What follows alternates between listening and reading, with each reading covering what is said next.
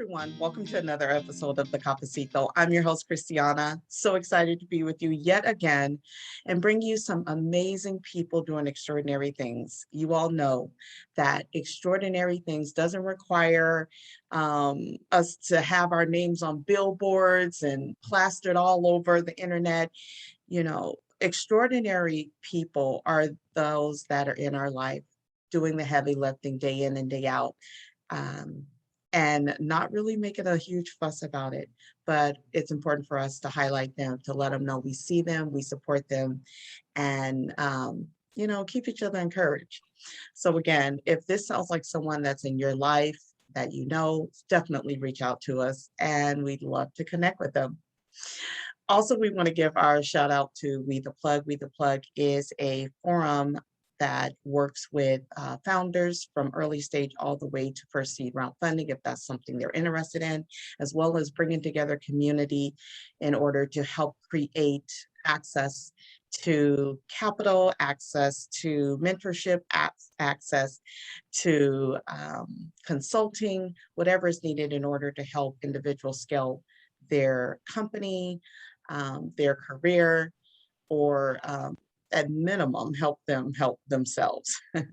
So if that sounds like something that you're interested in, definitely reach out to us at We The Plug, that's THA, not THE.com.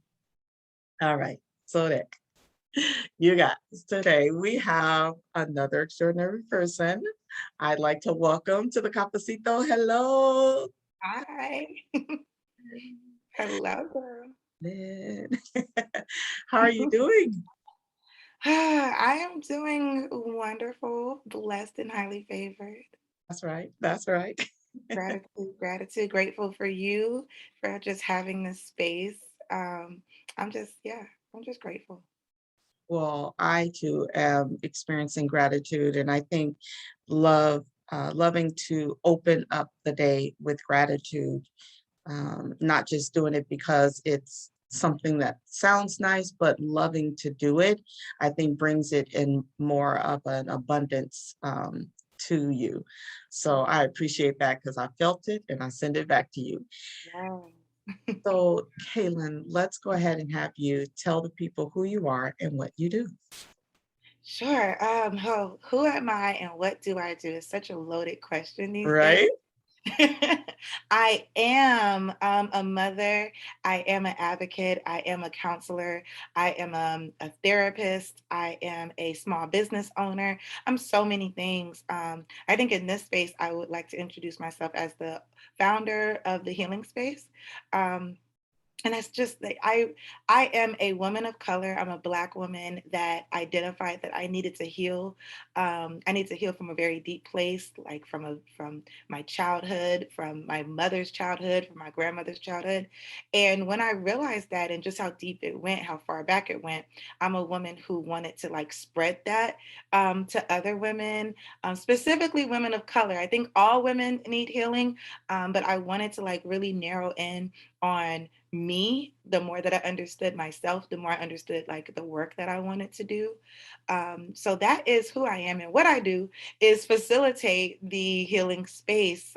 So it is a app community for women of color again to start to explore themselves, from their mental health to their spiritual health, to their holistic health, just all aspects of them and what makes them them. And it's a space for us to come together and redefine what healing looks like from our perspective, because there's so many different healing modalities, but not many of them I felt like when I went to them, I saw much of myself in them.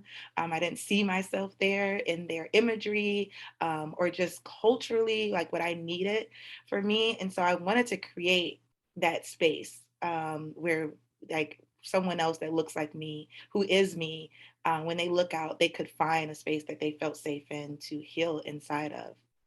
Yeah. First of all, that is so much. Uh, I think when we think about the work that we are assigned to do in our life, and it's not the traditional work, right? Because the traditional work is more of that kind of 9 to 5. Mhm. You go in and you work it, and this is the type of career that is very structured, and it's not as connected and emotionally fulfilling, maybe, Yeah. or as what you're talking about right now. But it can be very draining, and it can be very, um, dare I say, toxic at times. And yet we go about our day and we do this work, and everyone congratulates us, and it's like, yeah, but rarely, and I think it's happening more now than ever, do we stop to say, how is this fulfilling you? Does this serve you in the way that you desire it to? And if not, what can you do to alter that? And I feel like what you did right now is give permission for us to do that, to really self-reflect and go, wow, you just said, I show up in the world in multiple ways. This is one of the ways that I'm going to talk about today with you all. And this is why I do it. You know, I really was taken aback because I started thinking about, when people ask me who you are and what you do, I used to say what I did. I do this, that's what I do.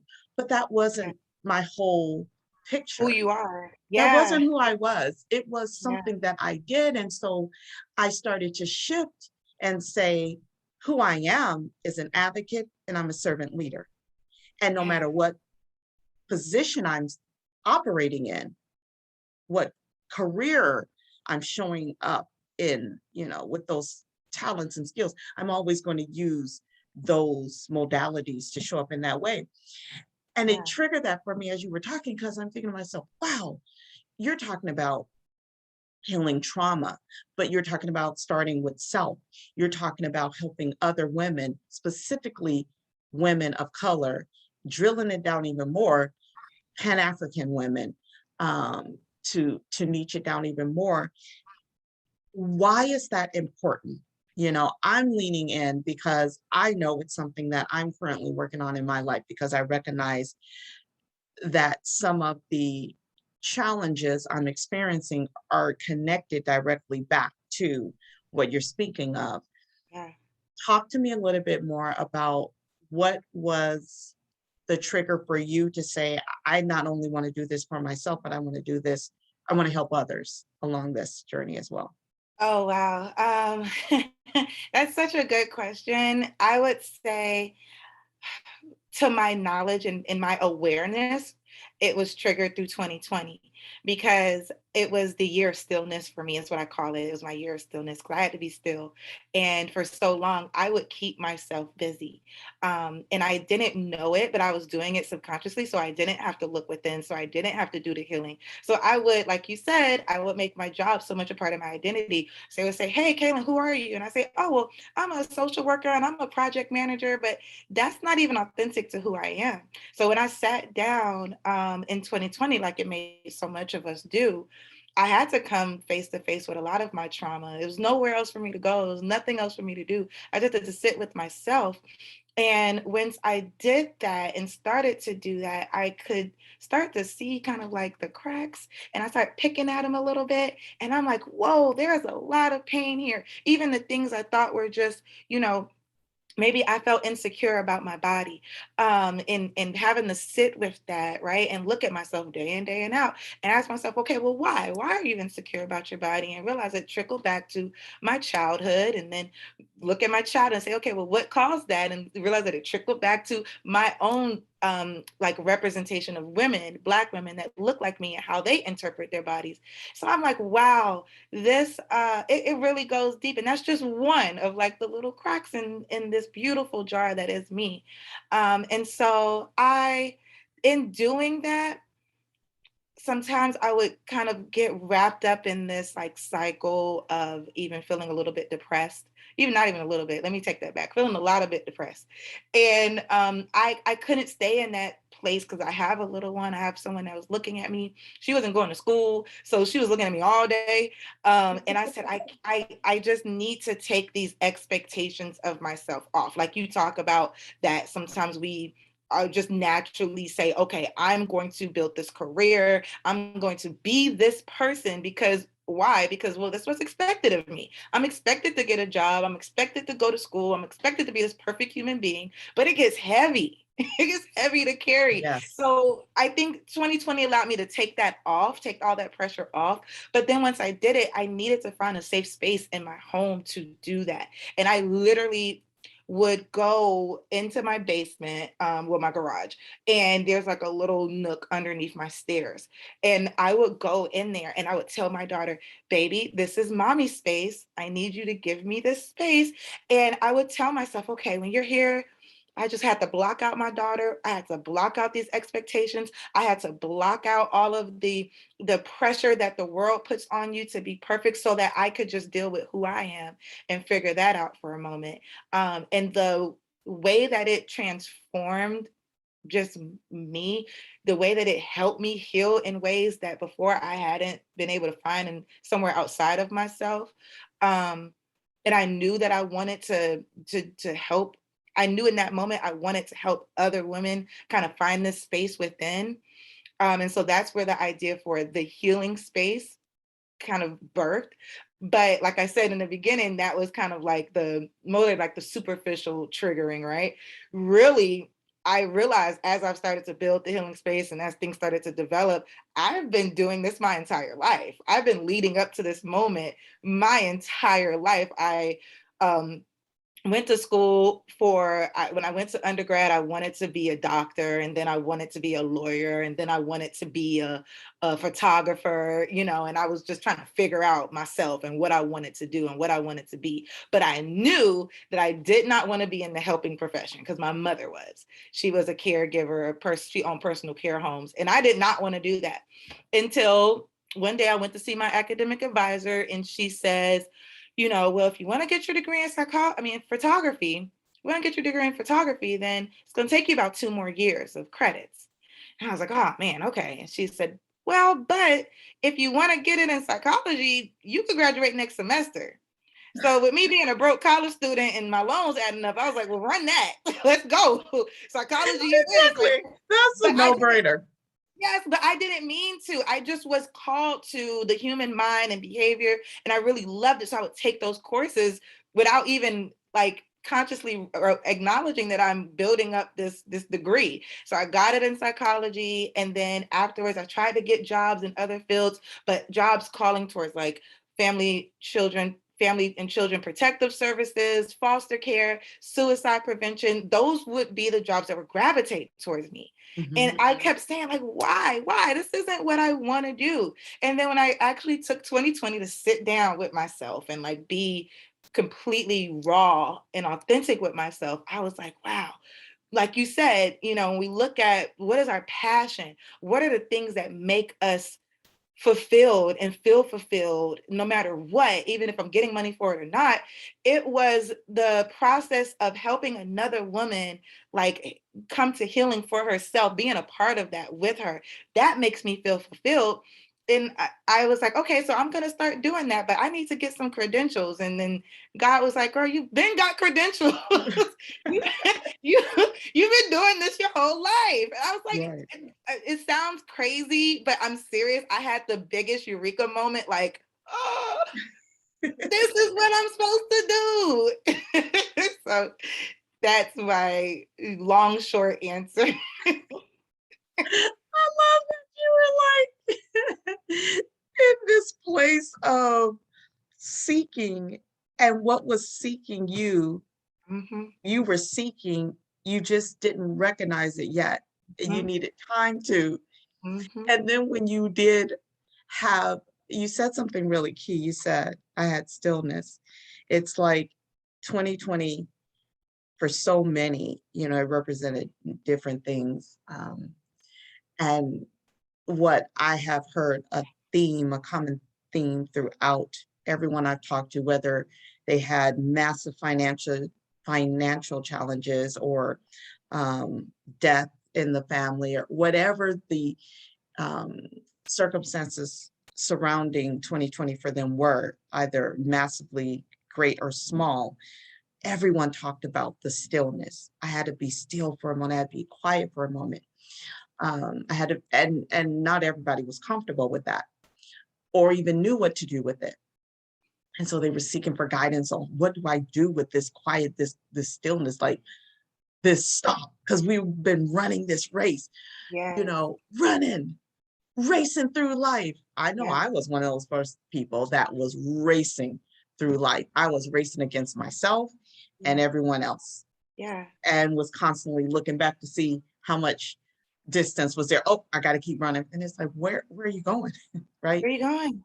Where are you Yeah. going? But something that's several things that stuck out to me was it was the stillness that caused you to recognize that what you were seeking was already there and that you were fully equipped. And it goes back to something where we're talking about um, how do you recognize one, that you're in a place of transition requiring you to seek the knowledge, wisdom necessary to help you move to the next level.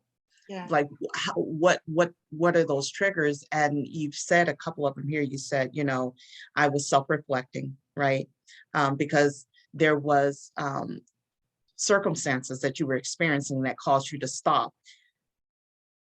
forced you to stop, shall I say, Yeah. and then start to look around and then start to ask yourself questions. And then from there, you started to receive from within, right? That's guiding you and telling you you are fully equipped with everything you need. So Yeah. now what do you do with it? And so as I'm listening to you, I'm thinking about, when we're working with youth and young adults, as well as with senior and veteran adults, I should say. I've been doing this for a while. Maybe they don't want to be called seniors, but I've been doing life for a minute now.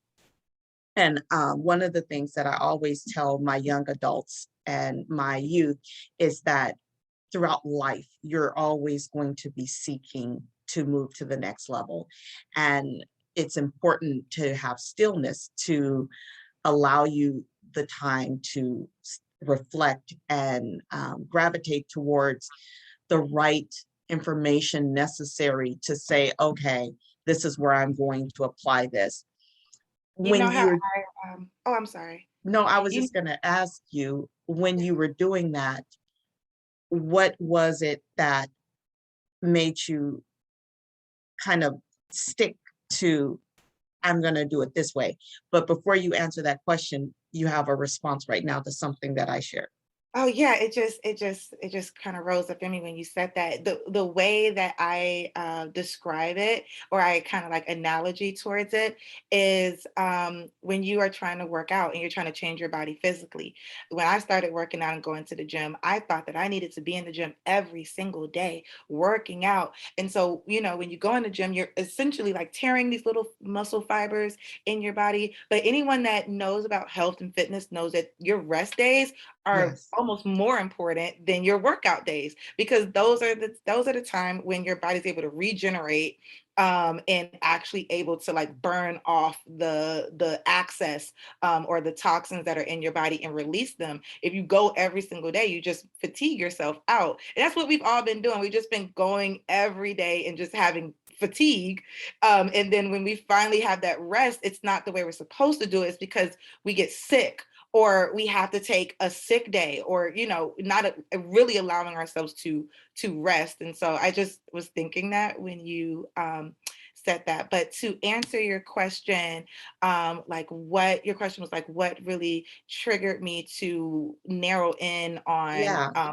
how I was. Yeah, so that was a really tough one because I'm a Virgo and we think a lot. But again, it kind of happened in a eureka moment when I wanted to narrow down target audience. Who is it that I wanted to speak to?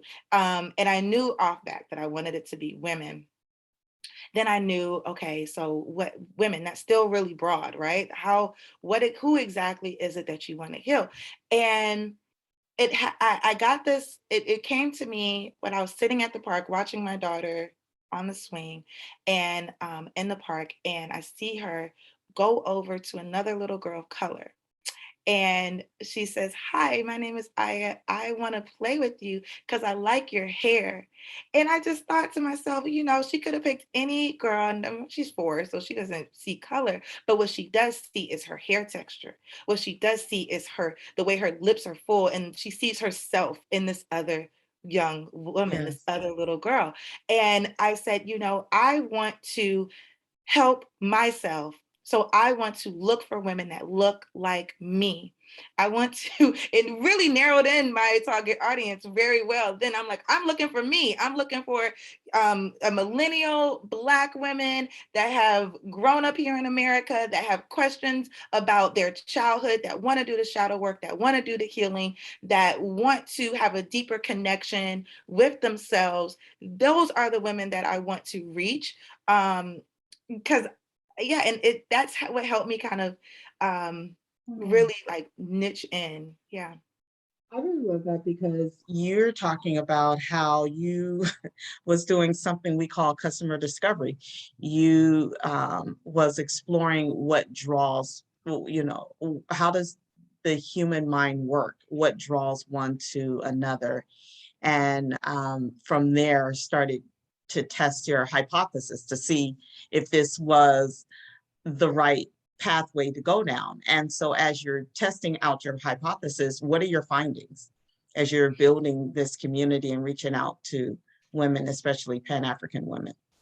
Yeah, so my findings has been overwhelming. The reaction that I'm getting is that so many women have been looking for a space that they can connect their mental health and their spirituality in one space. For so long, we've had to disconnect the two. You can either go into a place for mental health or you can go into a place for spirituality. There's no space to connect the two. And I welcome that our space welcomes all of that. And so I just recently, I have an event coming up this Sunday. So I was at the mall passing out flyers and I said, okay, we're looking for brown women that look like us. I was talking to my team. I'm like, anyone that looks like you, go on up and introduce yourself.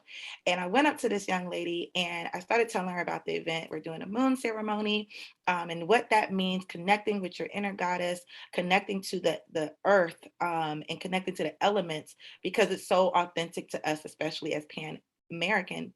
And she just started crying. She started crying right there in the middle of the mall. And she said, "Thank you so much. I've been looking for this. I have been praying for this." Um, and that when I have moments like that, and they've been more frequent, thank God. Um, I'm just so touched because it reassures me that my hypothesis was on point. We are looking for a space where we can take off our wig, take off our beat face, you know what I mean? Put down the baby dag and Yes, just deal with us, put us first. It's the saying out there is, oh, Black women are the mules of the world, or Black women are so strong, or Black women, they take so much. And those comments, while they are very taboo and they're really frequent, they're true. They are absolutely true. And so we have to take accountability for that and say, okay, well, I know everyone sees me as strong, but I don't want to have to always be strong. I don't want to. There's some times where I want to be able to be vulnerable. I want to be able to, release. I know I'm strong, but I don't want to have to always be strong. And creating a space where you could come into and you don't have to be, that's just everything for me. yeah, you're creating a safe space, and I agree. There's so many who are seeking the space that you're talking about, and I know I've attended several of your sessions and have shared it with others, and it's the same thing. Oh my gosh, thank you so much for sending this to me. I was looking for something, and it's like, you were? Oh, okay. Because it's like, to your point, when you're talking about spirituality and you're also talking about mental health, and most have been taught not all of us have been taught on some level that those two are separate. Mhm. And in our community, I feel, in our culture, Yeah. maybe more specifically, I've always been taught like that your your mind like is connected to every part of your being, and that if you aren't, I mean, there's the old folks in my family say, they always say, I'm in my right mind. Thank you. I'm in my right mind. I'm in my right. And so we say things, I mean, a lot of our culture, traditions and practices and belief systems and values are intertwined, our mental health and our spiritual health, but we don't necessarily use the same language that articulates it in such a very, um, I think, in your face kind of way, where it's like, oh, wait a minute. It's okay for me to say I'm merging the two, that I'm seeking for something that can bring it together for me. What does that look like? And and once I find it, what do I then do with it? How do I engage it? So I definitely am excited about what you're doing and how you're doing it, and that it's non-invasive. You're just saying, show up. This is what I'm doing. Do you want to come? Yeah. The reason why I structured the moon ceremonies like that. Well, first off, let me explain to your listeners Yes, what a I was going to ask you if you could talk a little bit about the actual activities that are offered. yeah, absolutely. So the I would say like the signature offer in the healing space are our moon ceremonies. They are just just amazing ways for us to connect, like I said, the spiritual and the mental. So it is a chance for us every month for us to energetically look at the things that we want to bring into our lives and just get a fresh start, almost like a new year, a New Year's Eve. And then every month there's an opportunity for us to energetically release things, and they happen with the way that the moon cycles around Earth. Now, I get a lot of people in the beginning that says, Kalyn, what does the moon have to do with my mental health or my spirituality? And that is a wonderful question. If you understand, if you look at the moon, you understand the moon cycles. You look at the moon every day, it kind of looks like it's going away, it's waning away, and then it's gone for a few nights, and then it comes back, and then it's full. So you get the Mhm. full moon, and then you have the new moon, and it cycles through a 28-day cycle. You want to know what else cycles through a 28-day cycle? Women's period. We do. As women, we literally go through the exact same cycle that the moon cycle goes through. And if you actually look at the way that the moon goes from being full, like an egg almost, and then it goes away, and then it comes back. If you look at our ovaries and you look at our the way that our eggs come and then they die, the uterine lining starts to disseminate and it goes away, and then we have our cycles, or we call it our cycles. We go through a cycle. We have our menstruation, and then it comes out, and then it starts to build up again until it's a full egg, and we have an ovulation cycle. You can actually mirror those two cycles together. We are connected to the moon. So many women say, "Oh, my period always starts with the full moon, or my period always starts with the new moon." Yes, sis, because we are connected to the moon. I guess the more I delve into it, the more I'm like, wow, why do we feel like the moon is able to impact the ocean, which our Earth is made of 75% water, right? The moon is able to impact the ocean, create the waves and the tides and gravity, but we don't think that it impacts us.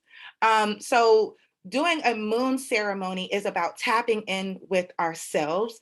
Sometimes I get women say, well, I don't know if I feel comfortable with celebrating the moon. Well, I don't understand why, because the moon gives us so much nourishment and rest. But that's okay, because the moon ceremony is not about celebrating the moon. It's about celebrating you. It's about celebrating ourselves. It's about prioritizing and putting ourselves first, and pouring a little bit of the love that we pour into everybody else into ourselves. And so that's why I structured the healing space to have moon ceremony workshops on the new and the full moon, because I didn't just want to kind of tell women, hey, you should do this and you should do that, and then leave them to their own devices, because that's what I do a lot in therapy and in counseling. We get together and I listen to them, and I'm like, oh, okay, well, this is what you should do. And I haven't seen very long lasting results in that. I wanted to give people more sustainable, tangible, actionable steps that they can take. And I wanted to walk them through doing that. So when you show up to the moon workshops, not only am I telling you about what's going on with the moon, but we walk through step by step how to do a moon ceremony, and how to do one, particularly like the new moon. Is you want to focus in on what is it that you are calling into your life in this next lunar cycle, because that new moon is essentially, if we're connecting it to our menstruation and to our cycles, it's that time where your body has completely fleshed out, everything that was in your ovaries, over the last cycle. You've had your menstruation, and you're now feeling like new and fresh, and you know how you feel when your cycle's over. You're Yeah. like, okay, I'm good to go now. That's the new moon. That is the phase that the new moon is in. So it's like, okay, you're now fresh, you're a clean slate. So you want to focus in on, what are you calling in? What intentions are you setting? And I walk us through, like, energetically how to set those up for this new cycle. And it's an amazing experience. It always feels really good, and it's something that I did during 2020 that kind of sent me down this amazing spiritual journey of introspection and self-love. And then at the very least, even if you're like, I don't believe in all of that, it's 2 days out the month where you get to just focus in on yourself and just Exactly. love on yourself. And we need that. Like you said, we're just going, going, going, going, going. We're constantly, doing stuff. This is the time for us to just say, okay, everyone else, I'm hanging up the phone. I'm putting my phone away. I'm Yeah. getting my moon kit out, because when you join the healing space, you get a moon kit. So you get everything you need. When you join, I literally mail you out a whole kit. It comes with your candles. It comes with your bath bombs. It comes with your sage. It comes with your journal. Like, I took all the work out of it for you. All you got to do is show up, and I will walk you through every single step. First of all, I get so excited when you speak about this, because you literally break down how connected we are to Earth, Yeah. to the universe. And it has nothing, which is the God, which, like, all of this was created um, with the design of it working in sync with the other. And I think to myself how we pull ourselves away from it. Oh, it's okay. Hi, Lo. For those of you all who are listening, we have the little one joining us. Hi. Hi. Hello. I think it's so important that we do share these experiences with our little ones, to let them see that there is value in acknowledging self, caring for self, prioritizing self, because we've spent so much time saying, don't be selfish, don't be selfish. And we've skewed it because our viewpoint of being selfish is confused with just taking care of ourselves. Oh, I can't take care of myself because I need to take care of someone else. So I am rewarded by myself and society for when I am just like broken down, busted, but I'm taking care of the house, but my kids are good, but my partner is good, or whatever. And it's like, but are you good? You know? Yeah. And so for me, I love that your daughter is here. I love that you are breaking down the science behind how important it is to acknowledge self, how important it is to understand how connected we are to this earth and the world that is surrounding us, and how we can help ourselves stay in alignment with specific regiments that you are sharing, and we can decide how much we want to engage with it or not. So I really love and appreciate that. For those of that are listening and are interested in being a part of your healing space world, how would they go about doing that? Yeah, so my website is www.kalynmattis.com, and Kalyn Mattis is also my Instagram name. So it's spelled Kalyn, M as in Mary, Attis. So you can at Kalyn Mattis, or you can WW it. Either way, it will lead you straight on over to me. On Instagram, it is the Healed Space with a ED instead of the Healing Space. If you're interested, and shoot me a DM. I love to, tap in with anyone who's really interested and give you guys more information just about what we're doing and what moon ceremonies are, what the healing space is. And another really great feature when you join the healing space is that I send out daily journal questions for introspection and for healing. So there's so many benefits. We also do our Tribe Tuesdays once a month, where you get together with other women that are in the healing space that are also working on their inner healing and going on their own inner journey, to kind of research and study the universal spiritual laws, because though that's also is a whole nother topic, but it's all about getting us like pouring into ourselves and loving on yourselves. And I love what you said earlier, just about how it's important for us to teach our children how to understand what it means to be selfish from our perspective and redefine it from our perspective, instead of continue to perpetuate the way that being selfish has been defined in the past. Because while you are internalizing this idea that if my house is clean and if my child is doing perfectly in school and if my husband is happy, then I'm a good person, it's really difficult for you to feel fulfilled, because those things are never ending cycles. They're revolving. There's always something that needs to be done. But when you change that to say, okay, when I am happy and when my cup is full, I automatically am so good at keeping my child up to date on everything she's doing at school. And my husband is happy because I'm happy. So you start to look at it first from the mindset of, okay, how do I keep myself full first? And then how's that trickle down into the rest of my life, and defining it from you first. So thank you for that. Oh my gosh. I feel like that was the call to action for those, because I always ask, what is your call to action? For those that are listening, you just said it right there. Um, Again, you all can connect with Kylan on the Healing Space. The Healing Space is on the Mighty Network platform. We'll have all the links available to you all. um, the prompts, once you sign up for it, it's a free community to sign up for. Once you sign up for it, like she said, you get these prompts that's sent to your email notifications that I really like, because it's like mail, right? When you get mail, right, it's bills, right? But that time you get that card, and it's not even your birthday, but it's just, I'm thinking about you card, and you're like, oh, it pauses you, right? I feel like that's what your emails do. You have all these work emails that's coming through, and all of a sudden you get this, how are you feeling today? Have you taken out time to, or is there something connected to your childhood that you feel is impacting you?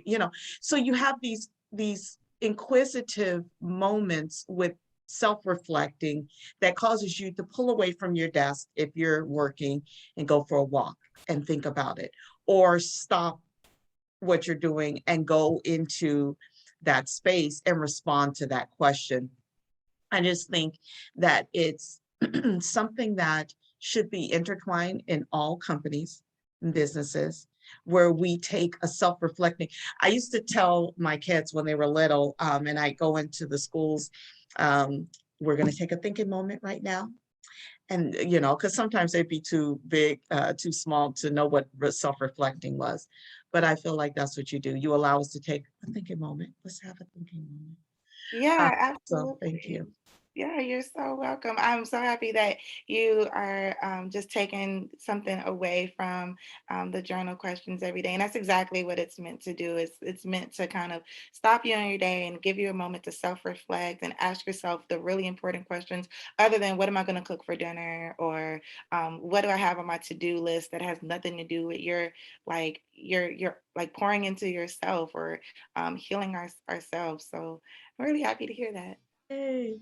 All right. Well, thank you again, Kalyn, for taking out time to spend with us. And we love that your daughter showed up to remind us the importance of us passing this down to the next generation. For those of you all who are listening, again, you can find more information about Kalyn. We'll have links. Her website again is, go ahead, share your website again. It's KalynMattis.com. Perfect. All right. Thank you so much for taking out time. You all have a great rest of your day. Bye bye.